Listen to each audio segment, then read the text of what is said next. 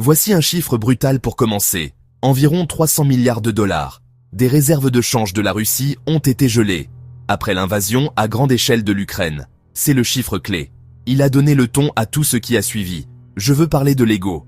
Plus précisément, comment le besoin d'un dirigeant de paraître infaillible a poussé son pays dans un coin stratégique. Pendant des années, Vladimir Poutine a cultivé une image, décisif, hyper compétent, toujours un coup d'avance. Mais l'ego a un défaut. Il déteste la friction.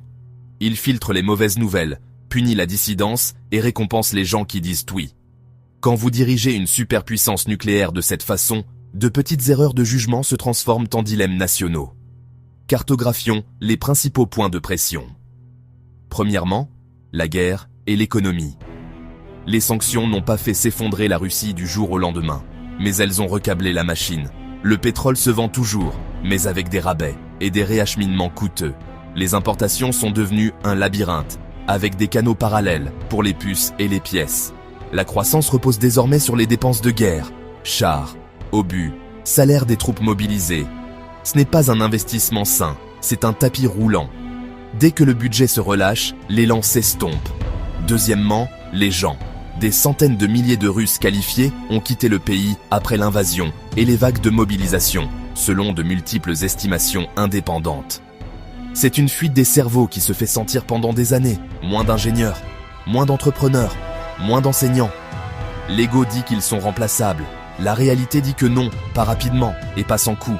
Troisièmement, l'armée. Les commandants qui craignent de contredire le chef ont tendance à promettre des victoires faciles. Le résultat, un dépassement.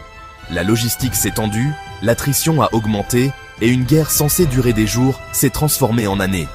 Chaque mois de combat entraîne des coûts irrécupérables, argent, vie, équipement, qui rentrent dans le recul politiquement douloureux. Quatrièmement, la diplomatie. La Russie n'est pas isolée de tout le monde, mais son éventail d'options est plus mince. Les partenariats deviennent plus transactionnels. L'influence se déplace vers ceux qui peuvent acheter votre pétrole, vous vendre des composants ou s'abstenir à l'ONU. L'ego préfère l'image d'un grand maître d'échecs. L'échiquier ressemble maintenant plus à un jeu de dames avec moins de coups. Alors pourquoi appeler cela un problème d'ego? Parce qu'il existait des alternatives.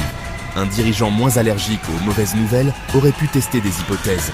La préparation des troupes, les coûts réels, la tolérance du public. Il aurait pu maintenir les échelles d'escalade basses, préserver les options de réserve et éviter de mettre l'économie sur un pied de guerre permanent. Au lieu de cela, le système a puni les retours honnêtes et a privilégié la confiance à la compétence. Le paradoxe est frappant. Pour paraître forte, la Russie a emprunté une voie qui l'a rendue dépendante des dépenses de guerre, de marchés plus étroits et d'un vivier de talents en diminution. Ce n'est pas de la souveraineté, c'est de la fragilité avec de belles apparences. Est-ce que